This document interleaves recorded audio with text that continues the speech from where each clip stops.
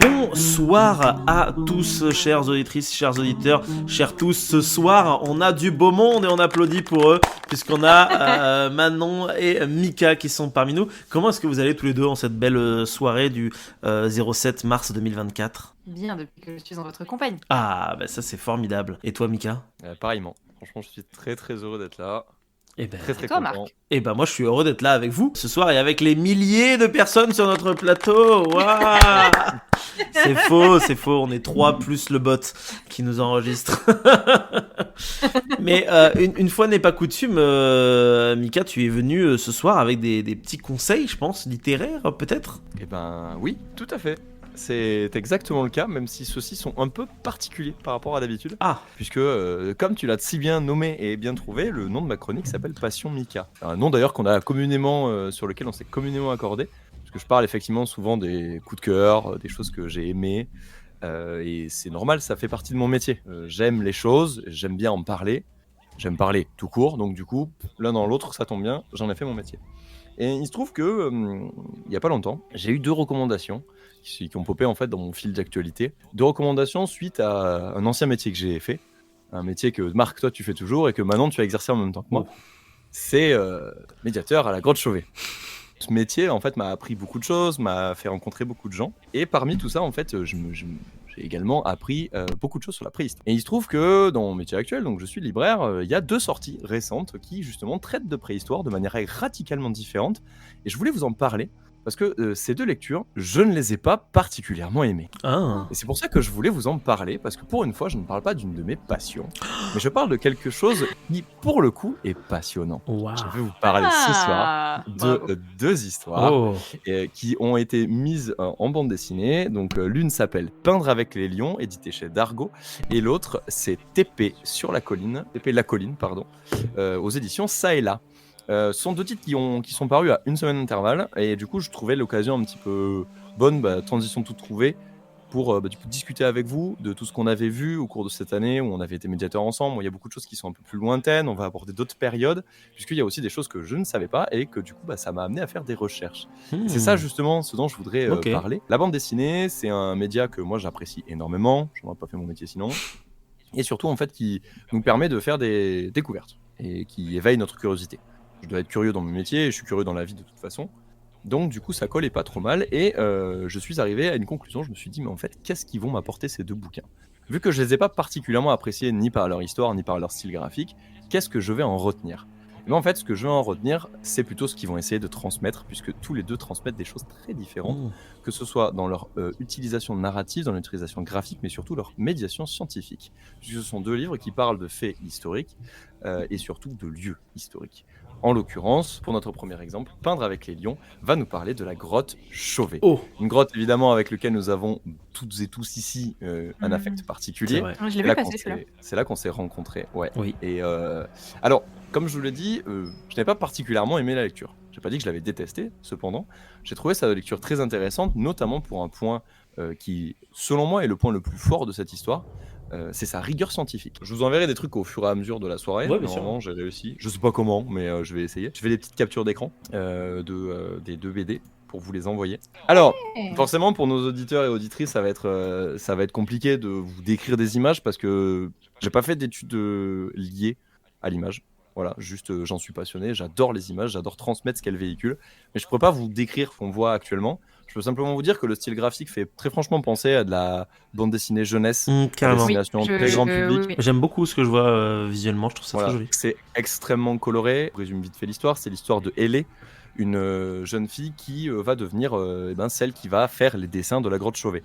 Et comme je vous ai dit, en fait, pour moi, la force de ce récit réside dans la rigueur scientifique qui a été apportée à ce récit et au dessin, puisque tout ce qui se trouve dans l'œuvre sont des faits scientifiques avérés. Vous allez voir, comme vous pouvez le constater vous avec les dessins, des choses qu'on a eu l'occasion de voir et de traiter à la grotte. Vous verrez des Vénus, vous verrez des rituels funéraires, vous verrez des personnes qui s'amusent, des choses qui sont des hypothèses avancées par les scientifiques, mais qui sont aussi étayées par des faits aujourd'hui, et ce sont des faits scientifiques très récents. Le bouquin, comme vous pouvez le constater, donc la dernière image, vous voyez cette gigantesque fresque des lions, vous voyez ici des lampes à huile, qui sont les mêmes lampes qu'on a utilisées pour essayer d'éliminer nos grottes, pour justement essayer d'avoir un petit peu de lumière.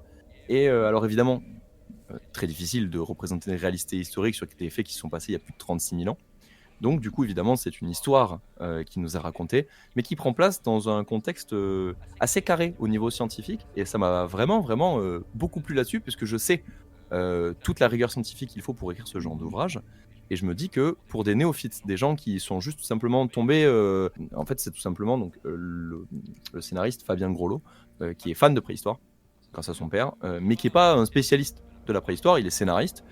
Et donc, il a dû faire beaucoup de recherches pour étayer tout ça. Et Anna Konzati, qui a mis les dessins, enfin, qui a fait les dessins, c'est la dessinatrice et la coloriste, ils ont vraiment étudié la période, ils sont vraiment allés demander des conseils, notamment, alors, je veux pas écorcher son nom, donc du coup, je vais pas vous dire de bêtises, mais c'est Marilène Patoumatis, qui est donc une directrice de recherche au CNRS, et qui est l'autrice de L'homme préhistorique était aussi une femme. Et je vous recommande. En tout cas, Marc, je pense que tu pourras nous faire cette recommandation, parce que c'est une bonne lecture. Je n'ai moi-même pas lu, à dire vrai, mais il paraît qu'il est quand même qu'il est intéressant. C'est ce que j'ai ouï dire d'après certains de mes collègues. Mais moi-même, en réalité, je lis pas beaucoup sur la préhistoire en dehors du travail. Oui, en même temps, forcément, ça fait le boulot, je peux aussi le comprendre. Donc j'avoue que ce que je fais la plupart du temps, je lis pas, je regarde des confs en vitesse 1.5 au boulot pour aller plus vite. Et tu fais également quelque chose que tout le monde fait, c'est-à-dire que comme tu l'as dit, tu as entendu parler de gens qui t'en ont parlé. Exactement, et c'est qui, les on-dit, tout à fait. Oui, mais ce sont des gens qui l'ont lu, qui te le résument, qui vont t'en parler. Bien sûr, et si tu l'as déjà entendu parler, ça veut dire que l'ouvrage, de fait, est intéressant, sinon tu ne l'en entendrais pas parler. Bon, après, il y a des contrefaçons qui ne vont pas rentrer dedans, assez évident, bien sûr. Mais sur des ouvrages scientifiques, généralement, c'est plutôt bon signe. Oui, mais Patoumatis, elle est dans le milieu, elle est connue. C'est quand même un nom. C'est ça, oui. Voilà.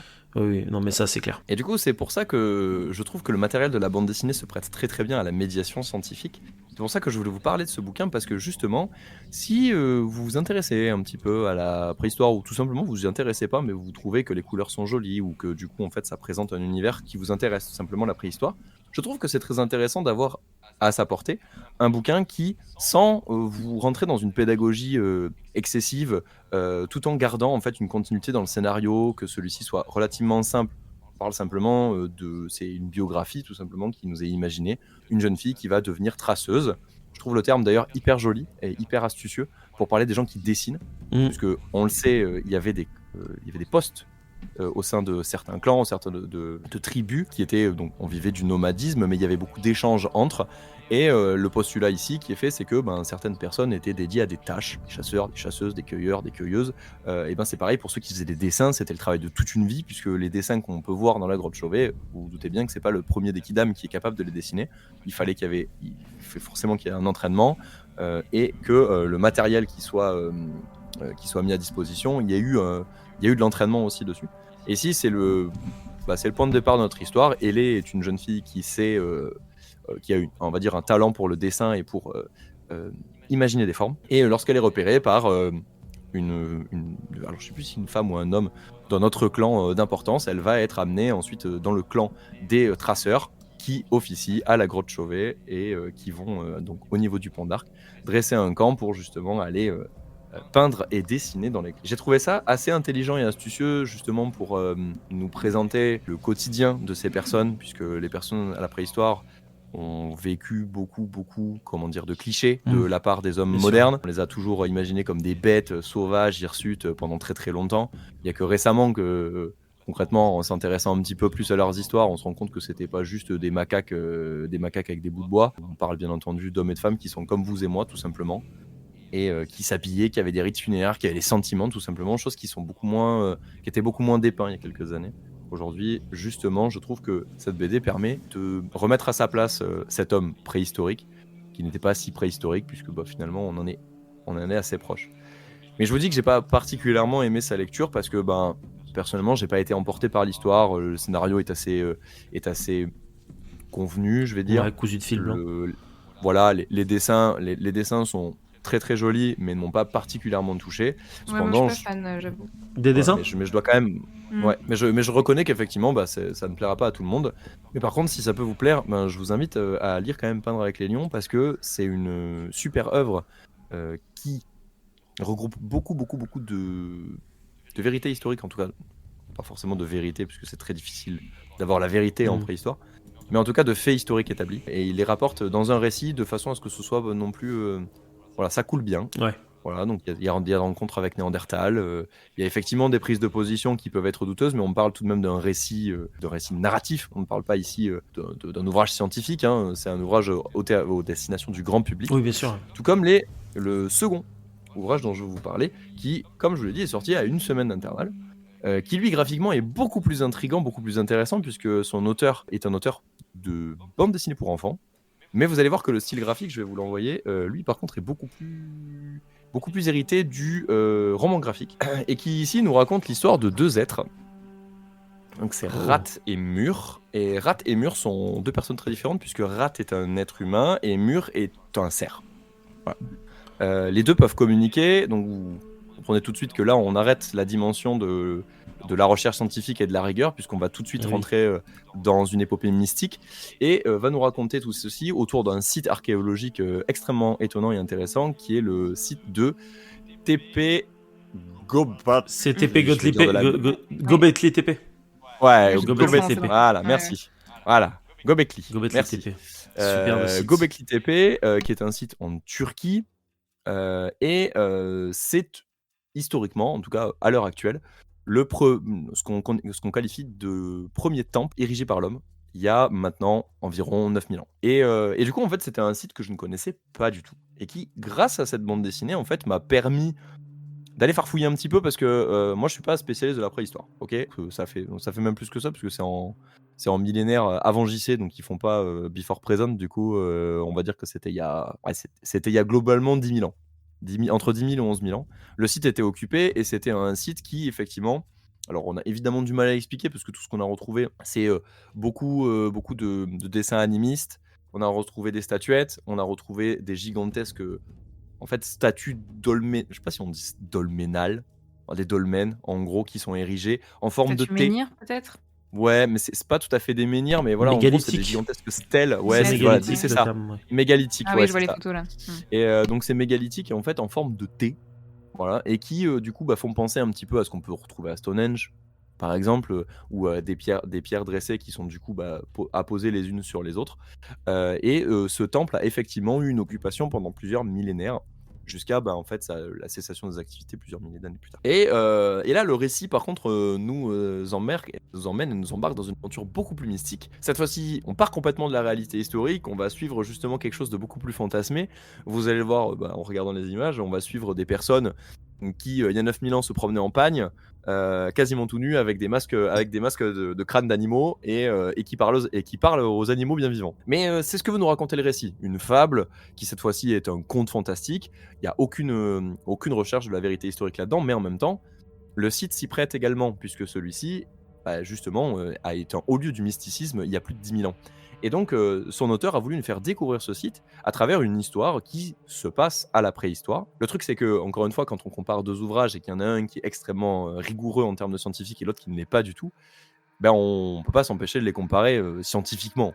Lui, il y en a un qui a aucun sens et l'autre pas du tout. Mais c'est à ça que servent les histoires, finalement. Les histoires, elles servent à nous faire rêver, à nous faire voyager, et surtout à nous faire découvrir des choses. Grâce à ces 2 histoires, j'ai pu me replonger un petit peu dans la préhistoire de la grotte Chauvet, mais également j'ai découvert le site de Gobekli, et je me suis rendu compte que il y avait beaucoup de choses, évidemment, qu'on ignore toujours, mais que malgré tout ça, grâce à des récits fantastiques, des récits qui sont absolument irréalistes, on pouvait quand même retirer des choses et des connaissances. Donc je vous invite à lire ces 2 titres, à me dire ce que vous en avez pensé, s'il y en a un qui a retenu plus votre attention que l'autre. J'ai trouvé que TP la colline était quand même vraiment plus mystique, très particulier dans son approche narrative aussi, puisque c'est très poétique. Je suis pas forcément, comme je vous l'ai dit, j'ai pas particulièrement aimé l'œuvre. Je suis pas un féru de poésie. J'ai un peu du mal à rentrer dans les univers trop fantastiques, beaucoup trop poétiques. Mais par contre, je sais que ça plaît à certains, ou à certaines. Donc je vous invite à lire ces 2 ouvrages qui, pour le coup, traitent de notre rapport à l'être humain, traitent de notre rapport à notre monde, et surtout traitent de notre rapport à notre passé, qui pour beaucoup, en fait, c'est quelque chose de il y a très, très, très lointain et qui, permet de nous en rapprocher un petit peu grâce à un média qui est extrêmement populaire et surtout très présent par rapport à nous, qui est la bande dessinée. Donc voilà, je vous invite à me donner vos avis, si vous avez eu l'occasion de lire ces 2 bouquins, si ça vous donne envie. Donc je sais pas, peut-être que Manon, tu as plus apprécié les 2e dessins ou peut-être que tu es comme moi un peu plus hermétique? Je suis un peu plus hermétique au dessin et c'est vrai que pour lire de la BD, moi j'ai vraiment besoin que le dessin me plaise ou alors que l'histoire soit vraiment ouf et que je me force. Mais par contre, je suis hyper intriguée par les deux. Je pense que je les lirai quand même, parce que c'est chouette. Et comme tu dis, en fait, ça, c'est une période qui, même malgré les publications qui sont sorties ces dernières années, et même ce qu'on essaie de. La vérité qu'on essaie de. Enfin, la vérité. Le peu de vérité qu'on a et qu'on essaie de rétablir sur ces périodes-là, c'est assez difficile d'accès. Mm. Et effectivement, comme tu dis, en fait, je trouve que les médias populaires, type la BD et les comics, c'est vraiment un moyen trop intéressant de faire de la médiation. En fait. Et je trouve que la médiation, elle se fait par des biais. Enfin, nous, on est médiateurs avec Marc, et la médiation, elle se fait par tellement de biais différents. Et donc, je trouve ça super intéressant. Donc, je pense que je l'ai un carrément. Et je trouve aussi que c'était pour ça. C'est pour ça que je voulais vous en parler. Je voulais pas faire une longue chronique dessus parce que moi pareil, la grotte Chauvet, ça fait longtemps que j'en suis parti. Je suis pas un spécialiste de la préhistoire. Je me considère comme étant un bon médiateur, mais c'est pareil, quand on n'a pas révisé pendant longtemps, en fait, on sait plus parler. Et c'est le même principe, concrètement. Quand ça fait longtemps qu'on est sorti d'un sujet, si vous faites pas un petit peu de révision, vous les connaissez pas toujours C'est par clair. cœur, surtout quand la quantité d'informations à retenir est si dense. Par contre, j'ai quand même trouvé ça assez curieux et assez intriguant, le fait que 2 bouquins, en fait, finalement, prennent place à la préhistoire et sortent à une semaine d'écart. Moi, je trouvais ça intéressant et du coup, je me suis dit, je vais en profiter, je vais en parler et puis comme ça, on pourra parler un peu préhistoire avec mes copains. Et du coup, je me suis dit que c'était l'occasion qu'ils faisaient le larron. Voilà. Et toi, du coup, Marc, sur ce que j'ai envoyé, tout à l'heure sur les dessins, il y en a un des deux qui retient plus son attention? Alors, moi, celui qui retient le plus mon attention. Alors après, visuellement, je pense que visuellement, je préfère le premier en fait aussi. Le deuxième, il a un côté très minimaliste qui est très très chouette, Ouais. mais qui correspond bien, je pense, à un truc un peu mystique. Après, je suis en train de regarder, ils ont bien des tentes, etc. Je trouve ça c'est assez chouette. Sur un point de vue plus préhisto-compatible, bien évidemment, c'est le premier qui me bluffe quand même, parce qu'il y a plein de choses qui sont hyper intéressantes visuellement. Rien que sur les quelques slides que tu nous as envoyés, il y a des vêtements, il y a des éléments de parure, il y a des éléments funéraires, il y a des habitations, il y a des éléments spirituelle, puisque visiblement dans la scène où elle est avec un Néandertal, elle a l'air d'avoir une forme d'oiseau et elle doit retirer le masque pour pouvoir reprendre sa forme humaine. Donc il y a de la danse, il y a plein de... Et puis surtout il y a la couleur de peau aussi, surtout j'ai même pas apprécié tellement je trouvais ça presque normal. Mais ils sont tous noirs, donc c'est hyper intéressant, puisque on le sait aujourd'hui que les peuplades qui ont vécu en Europe au Paléolithique, même probablement jusqu'au Néolithique, en fait ils étaient noirs de peau. Ou au moins café au lait pour les derniers. Donc c'est vachement intéressant, je trouve. Après, l'histoire, je la connais pas, donc c'est un peu compliqué de juger. Visiblement, il y a l'air d'avoir un parti pris, puisqu'ils ont plus l'air de partir sur du chamanisme avec le fait que les humains soient sous forme animale dans la grotte, plutôt que de partir sur le principe du mythe de l'émergence primordiale. Mais des interprétations, au pire, on s'en fout, et tant que ça sert à une bonne histoire, j'ai envie de dire, tant mieux. Mais dans les faits, déjà, ils sont pas représentés comme une bande de sauvages, et déjà, rien que ça, c'est chouette. Et ouais. Le truc de la BD sur putain, j'avais réussi parfaitement tout à l'heure. Gobetli TP, par contre, elle doit être sûrement intéressante, parce que je suppose qu'à travers la dimension mystique, ça justifie peut-être la formation du temple. Je me souviens plus exactement si je confonds avec une autre cité ou pas, mais dans mes souvenirs, Gobetli Tepe, t'as un temple central, mais t'as quand même des habitations autour, mais qui sont utilisées que dans les moments où justement les nomades viennent pour aller dans le temple. Mais je sais plus si c'est cette cité-là ou si c'en est une autre, parce que ma mémoire flanche. Donc vous me direz dans les commentaires si je me plante, si c'est Gobetli Tepe ou si c'est Çatalhöyük ou si c'est encore autre chose. Ou si même toi tu peux me dire maintenant, Mika, avec les connaissances que tu as vis-à-vis de cette bande dessinée. Ouais, bien sûr. mais dans tous les cas, je trouve que la BD, c'est un médium qui est média pluriel, médium, les deux. Oui, c'est vrai, les deux. Qui est un médium et qui peut servir de médium. Oh, joli. Joli. Bah en tout cas, c'est une solution qui est assez intéressante quand même pour proposer quelque chose de visuel et de en même temps pas trop mainstream non plus, pour se permettre justement d'être dans une forme de véracité historique, parce que je pense que le défaut que le cinéma a, c'est que son but c'est de vendre, et donc du coup pour ça il est obligé d'aller dans les clichés pour que les gens puissent savoir ce qu'ils ont envie de voir. Un exemple à la con, je digresse, hein, mais un truc médiéval, si les gens ils ont un truc coloré et super beau avec des oiseaux qui chantent, ils vont se dire qu'est-ce que c'est que ça, ils attendent du gris, de la neige, des épées, des bonhommes. S'ils ont pas ça, ils vont se trouver ça bizarre, et donc du coup ça risque de pas marcher. Je vous invite quand même à relire ces deux bouquins, et du coup pour faire le raccrochage à ce que tu disais, c'est vrai que TP aussi parle de ça. Il y a également différentes tribus qui ont différentes relations les unes avec les autres, ce qui est effectivement traité de manière un peu moins... il y a moins de véracité historique aussi, mais par contre c'est vrai qu'il y a des échanges qui sont sous-jacents en fait dans celle-ci, puisque c'est pas le cœur du propos. Mais par contre effectivement le personnage qu'on suit va faire effectivement rencontre d'une néandertalienne avec qui effectivement il aura des relations, et alors on ne sait pas si elle aura un enfant, mais effectivement des relations entre sapiens et néandertal il y en a eu. C'est dans Göbekli Tepe qu'il y a cette histoire. Ouais, dans les deux en fait. Dans les deux, il y a des échanges. Alors, dans Peindre avec les lions, sans spoiler, effectivement, il y a des rapprochements interespèces. Mais dans TP, c'est explicite. Voilà. Okay. Après, c'est peut-être, si on veut parler de quelque chose historiquement compatible, c'est peut-être plus logique avec la première bande dessinée dont on nous a parlé plutôt qu'avec Göbekli Tepe, puisque Néandertal il est décédé malheureusement depuis un petit bout de temps. Avant la formation de Göbekli Tepe. Mais ça, je chipote, c'est des dates comme ça au hasard. Du coup, est-ce que Jules nous rejoint alors ou pas? Le truc que je voulais te demander, peut-être que toi tu arrives à me répondre. Quand est-ce qu'a disparu le mammouth? Eh ben, écoute, dans mes souvenirs, le dernier mammouth recensé, c'est le mammouth Exodus.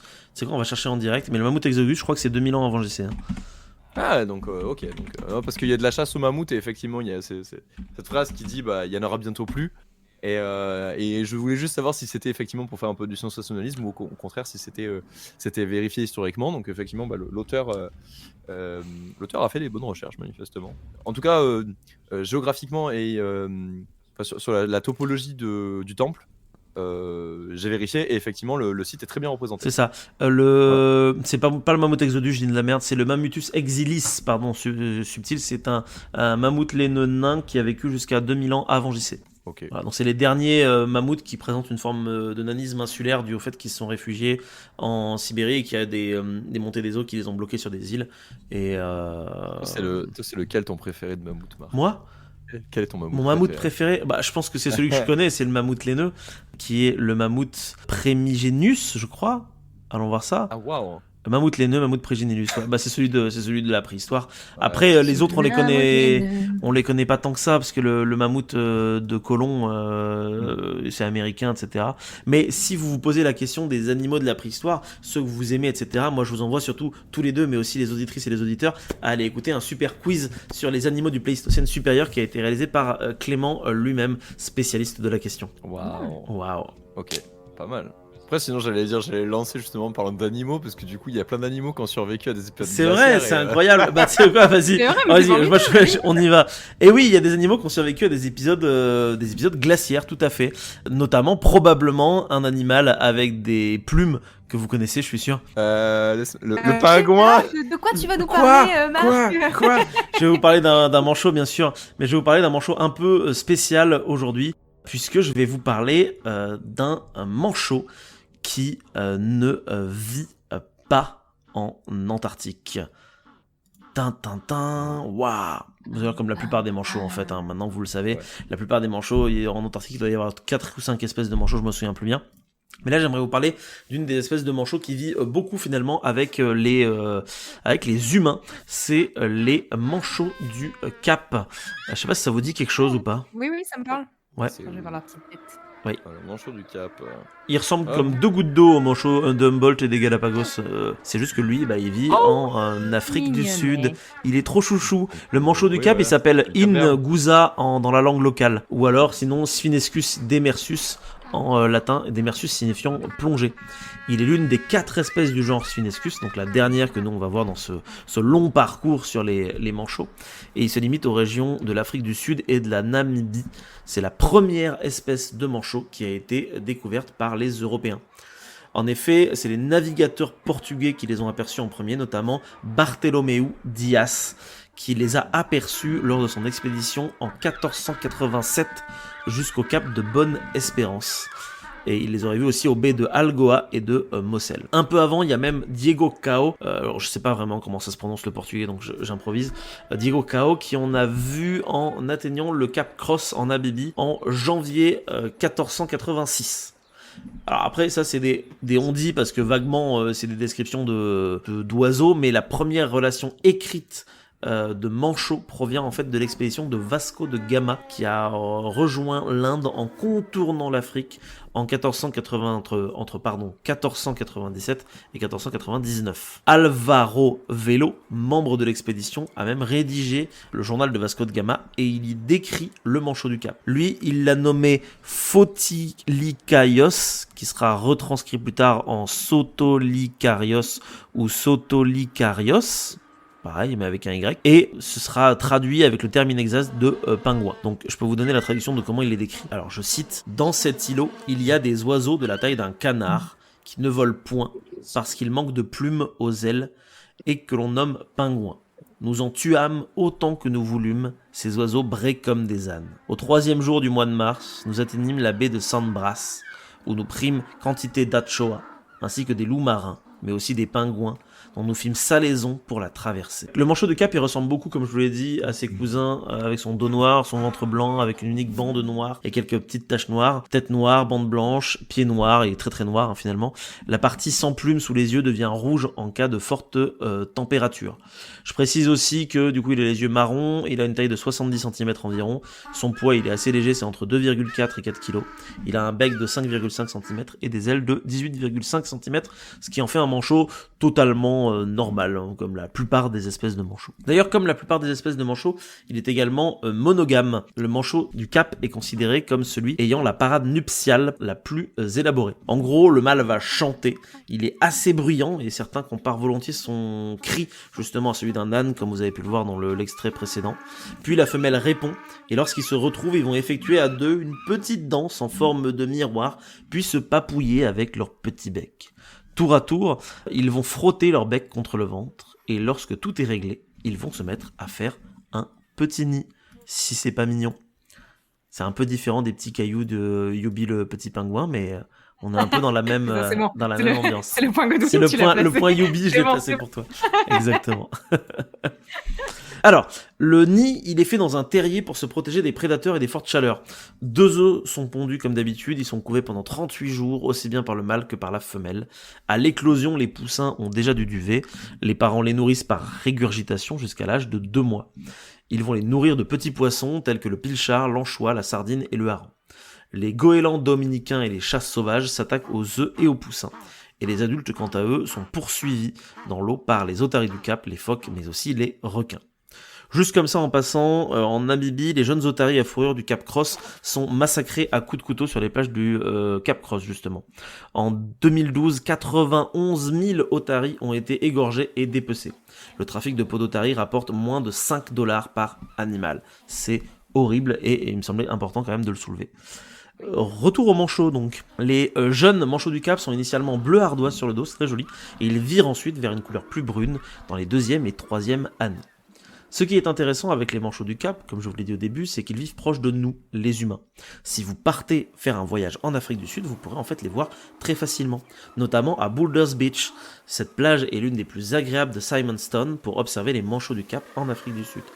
Inscrite dans une baie appelée Boulders Bay, elle se situe dans la banlieue du Cap, sur la côte est de la péninsule.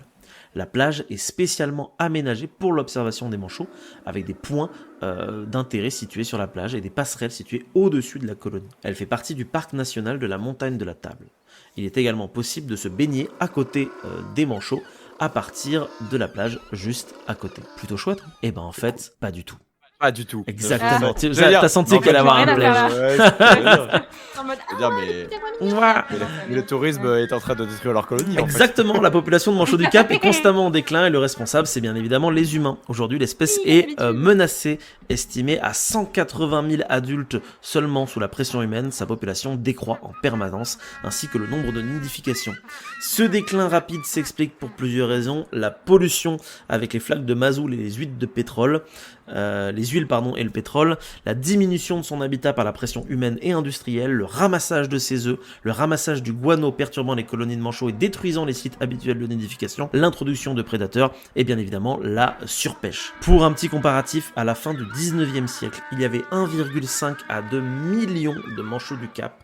La population est tombée à 500 000 oiseaux en 2000 et ne compte plus que 55 000 oiseaux en 2010. Il y a 5 000 couples en Namibie et 21 000 couples en Afrique du Sud en 2008. Il ne reste que 2 à 3% de la population d'origine et en 10 ans, la population des manchots du Cap a perdu 90% de ses effectifs. 80% de la population actuelle est répartie sur 7 îles. Seule la population de la baie d'Algoa augmente. Aujourd'hui, il nidifie sur 24 îles et 3 principaux sites sur le continent entre l'île de Holmesburg en Namibie et l'île Bird et la baie d'Algoa Bay en Afrique du Sud dont je vous ai parlé. Voilà. Donc lui, on parlait, t'as introduit cette chronique, Mika, au début en parlant d'espèces qui ont disparu à cause de froid glaciaire, comme ce pauvre petit mammouth laineux. Et ben là, lui, il va pas disparaître à cause du froid, il va disparaître parce que les humains l'enduisent de mazout pour ensuite le manger et ensuite le prendre en photo pour le mettre sur Instagram. Voilà, c'est nous les humains. Allez, lâchez vos coms. Trop bien. Et en même temps, ça laisse à réfléchir parce que je sais que si jamais un jour, je digresse, mais si jamais un jour je fais un voyage en Afrique du Sud, pour une raison X ou Y, bah j'essaierai de passer en cette baie pour voir quoi. Parce que quitte à être là-bas, Autant faire de la médiation, tu expliquerais aux gens que ce que vous faites c'est pas bien. mais c'est toujours la fine dualité, tu vois, entre qu'est-ce que tu fais. Tant que tu vas pas dans ce but-là, je pense que c'est correct. Si t'es envoyé là-bas parce que j'en sais rien, t'as trouvé du travail ou que sais-je, bah oui. Les locaux doivent être blasés par la présence des manchots. Peut-être pour ça qu'ils dépècent des otaries et qu'ils bouffent des manchots à longueur de temps. Mais bon. Alors, du coup, j'en viens à me poser une question qui est assez importante, je pense. C'est l'humanité est originaire d'Afrique, on le sait tous. Les manchots du Cap vivent en Afrique. Du coup, est-ce que les humains du Paléolithique vivant en Afrique du Sud mangeaient des manchots à l'instar des Européens qui, eux, mangeaient le grand pingouin? Est-ce que vous pensez que vous pourrez être capable de me répondre, Manon et Jules? C'est pour nos gueules direct. Si vous y arrivez pas, c'est pas grave, je suis sûr que vous pouvez peut-être parler d'autre chose sur la préhistoire. Il en peut plus. Papa, attends, j'ai un truc. Madame. Wow. Emporté par cette transition. Oh non, la transition nous emporte tous. Moi je pensais que t'allais faire une transition sur le fait que maintenant Manon elle est complètement auréolée de noir parce que la nuit est tombée. Ouais, mais ça les auditeurs le voient pas qu'elle est passée dans le cercle des enfers. Hein. Mais là, honnêtement, genre là, elle est terrifiante. Mais même pour moi c'est un choc parce que j'avais pas vos têtes, j'avais ma fiche et là je baisse et je vois que maintenant elle est dans l'obscurité totale. Ça s'est passé en 10 minutes quoi. Deux yeux. Je vais aller allumer la lumière pour éviter de vous traumatiser plus que ça. Parce que pourquoi tu comptais nous faire peur ce soir? Toi Jules, qu'est-ce que t'as à nous dire? Toi aussi tu veux nous faire peur? Est-ce qu'il y a des choses qui vont sortir de l'obscurité? C'est un traquenard pour Jules, clairement. C'est pas nous. Je lui ai rien demandé. C'est pas nous. On va prendre l'apéro. C'était pas l'apéro qu'on devait faire. C'est pas l'apéro. Merde. Moi, je suis arrivé avec la PAC de Wittis, tu vois, et puis d'un coup, en fait, il y a un ministre, on est en costard, on présente des trucs. Non, mais en gros, vous avez vu un film, c'est ça, tous les deux, et c'est un film sur la préhistoire horrifique. C'est Exactement. génial. Et moi, je viens d'allumer la lumière, donc je suis hors des ténèbres, un petit peu comme le nom de ce film, qui s'appelle donc Out of Darkness. Un film sorti l'année dernière, non, il y a 2 ans. Ah ouais? C'est pas cette année? 2023, donc... Ah oui. Ah oui, d'accord, Le mais fin il est d'année, passé ouais. inaperçu, il est pas sorti en France? Il est passé complètement inaperçu parce qu'il n'est pas encore sorti en France. C'est un film donc anglais qui a été fait par Andrew Cumming et Ruth Greenberg. Ok. Et qui est un thriller paléolithique, donc que moi j'ai vu au festival toulousain Grindhouse Paradise, fait par les copains, on vous salue si vous passez par là un jour, on sait pas. Et j'ai eu la chance de le voir en compagnie de donc ces 2 personnes qui ont réalisé le film.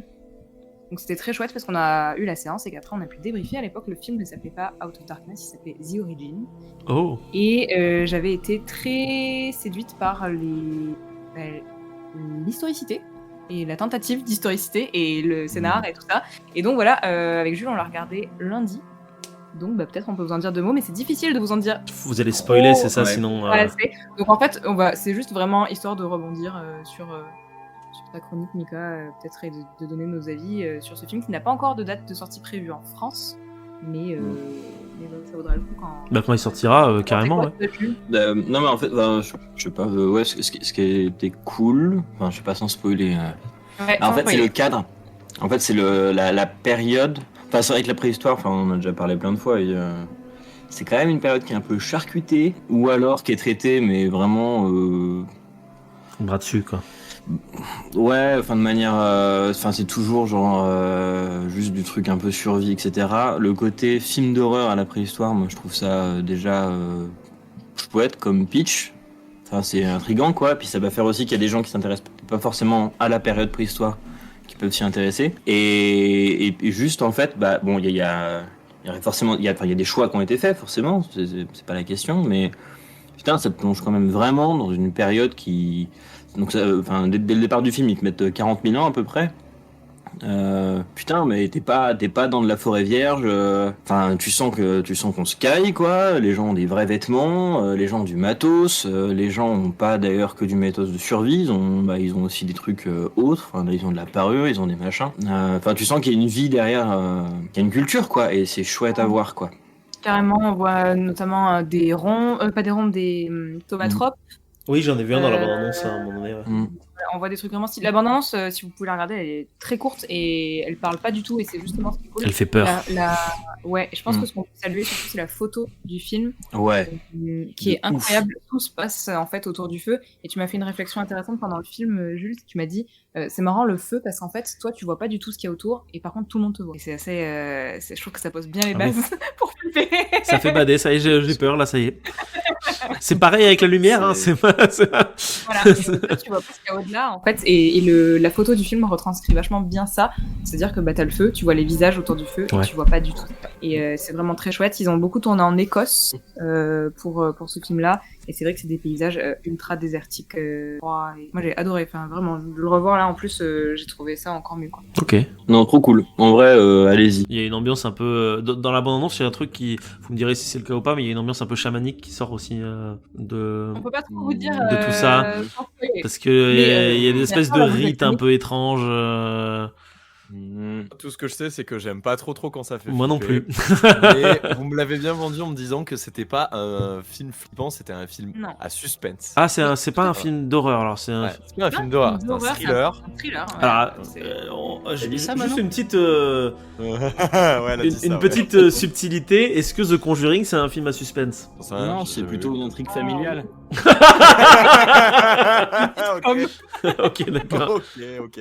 Ah, la question c'est quoi pour vous un film d'horreur quoi en fait? Est-ce qu'on n'a pas tous les mêmes En vrai, je dirais pas qu'il fait peur.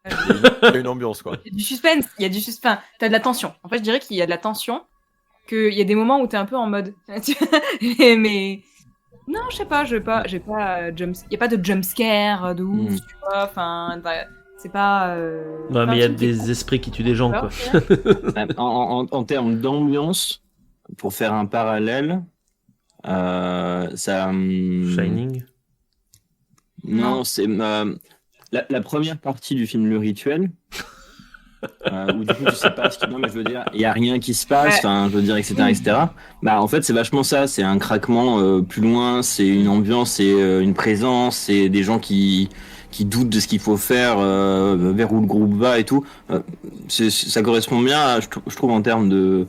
Enfin, si on doit faire un parallèle de pas d'ambiance, mais du coup de stress ou je sais pas, d'équivalent de genre, etc. La première partie, je dis bien la première partie parce qu'après le rituel ça part dans un truc particulier qui du coup est propre à lui-même. Mais je trouve que ça marche bien en termes de comparaison. Écoute, moi je fais une proposition, Marc, moi non plus je déteste les films d'horreur, moi j'en regarde pas. J'aime pas non plus. Genre, on le regardera ensemble. Oui, Et on se tiendra la main. On trouvera un moyen de se le regarder ensemble. On se mettra dans plein de plaids, on fera un château si vous voulez. Ah Et ouais. on pourra le regarder ensemble. Parce que moi, j'ai tendance à avoir peur, mais genre longtemps après, tu vois. Mais on Ah dormira tous ensemble, ce sera super. Slumber party at night. Ça te rappellera Don't Walk in Winterwoods. Ouais, justement. Ah, super. En vrai, génial. c'est un des premiers trucs que j'ai dit à Jules, j'ai dit mon syndrome post-traumatique de Don't Walk in the Winterwoods. Je suis sûr qu'il y a des cerfs géants. Ah, putain de En merde. plus, il y en avait déjà à l'époque pour de vrai. Il y a des Wendigo et tout. Oh, sa mère. Mais le pitch, c'est parce qu'on a même pas parlé du scénario. En fait, le pitch, c'est tout simplement un petit groupe d'individus qui arrivent. Ils vont faire une fête entre jeunes. Ils arrivent quelque part, ils arrivent en bateau, ce qui est plutôt cool. Et on sent à travers l'explication qu'ils ont fui quelque chose ou qu'ils veulent aller ailleurs. Et ils arrivent dans cet endroit qu'ils connaissent pas du tout et qui semble être pour eux une terre promise à la base, où il y aurait beaucoup d'animaux, beaucoup de choses à chasser, une terre fertile, etc. Et en fait, ils arrivent là et ils essaient d'avancer, tout simplement. Et il y a un langage qui a été créé spécialement pour le film, donc ça c'est vachement cool aussi. Comme. Pour une fois d'ailleurs, ça m'a pas énervé pendant. Tu me dis J'anticipais. ouais, ça va m'énerver, j'étais là. Non. Ouais, ben. Moi, d'habitude, j'étais là, je non, mais suis- c'est bon, enfin, c'est pas parce que. Je suis un peu comme Jules, on ça a a tendance pris à m'énerver que, aussi, bah un peu ouais. ce genre de truc. Non, c'est bien que je trouve, franchement. Mais en vrai, non, ça rend bien. Enfin, ouais, t'as l'impression de regarder un film de genre en VO, quoi. Enfin, et c'est pas gênant. Et y a pas ce truc, tu vois, d'entre-deux de nul qu'il y a dans des films où. Genre par exemple 10 000, où les mecs ils parlent un français courant, et par contre Ouais. les mammouths ça s'appelle des mamacs. Enfin, Oui, ça c'est débile Mais par non, contre. ouais, Mais, Non, mais c'est vraiment bien foutu, quoi. Malgré tout, on en avait déjà parlé de ça. J'ai toujours du mal à comprendre pourquoi la préhistoire a droit à son langage alors que tous les autres films seront en langue commune courante, tu vois. J'ai toujours l'impression que c'est juste parce que c'est la préhistoire qu'il faut créer un langage, alors que par exemple, pourquoi est-ce qu'un film est pas en latin, en germain, C'est pas faux. Je pense que, moi je l'ai pris dans le sens, en fait on sait qui parlait mais on sait pas ce qu'il parlait. Et du coup on va essayer de rendre ça. Ça, c'est comme ça que je l'ai. Ouais, vécu, mais moi, c'est souvent comme ça qu'il le justifie, mais tu peux très bien te dire que t'es la traduction comme Tolkien, Que tu parles de Tolkien langue dirait langue, que en tu fait. parles que le commun c'est la traduction en anglais de ce que les gens parlent, tu vois. Je sais pas. En tout cas c'était pas. Oh non, mais souvent c'est bien fait en vrai. Hein. Même dans Alpha, c'était bien fait leur langage inventé. Même, je vais même vous dire pour terminer, même dans Far Cry, le langage il est stylé. Primal. Ouais, Far Cry Primal. Oui, pardon, oui, parce que sinon, pour remettre dans le contexte. J'allais dire Far Cry. Bon, écoute, quand il commence à dealer de la coke, Mon langage primitif de dealer de coke. on comprend très bien, ouais. Ah non, mais le pâteau local est super dur à retranscrire. Je te crevais les yeux à la machette. Ouais, on comprend. On comprend bien. On a l'intention. Pas mal, ouais. Vous dites ça comme ça, vous. Ouais. Ah ouais. Putain, moi je l'aurais dit plutôt. Mais c'est pas mal, j'aime bien. Ouais. Si cet épisode vous a plu, toutes les personnes qui nous écoutent, dites-le nous. Si vous avez vu Out of Darkness aussi, dites-nous ce que vous en avez pensé. Si vous voulez qu'on fasse un truc un peu plus poussé dessus, une fois qu'on l'aura tous vu comme un nouveau préhistoire, peut-être, je ne sais pas. Et en tout cas, moi surtout, j'aimerais un tonnerre d'applaudissements pour tous les gens qui ont participé à cette émission. Ouais, et on vous dit à la semaine prochaine. Des bisous à tous. Bye.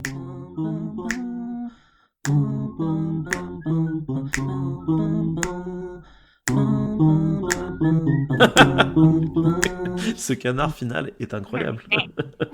Merci. Nickel. Je l'aime bien, c'est vraiment mon truc préféré. Celui-ci. Ah, les copains. Apéro. Apéro. Je cherchais à boire. Apéro. Oui, moi aussi. Je cherchais à boire.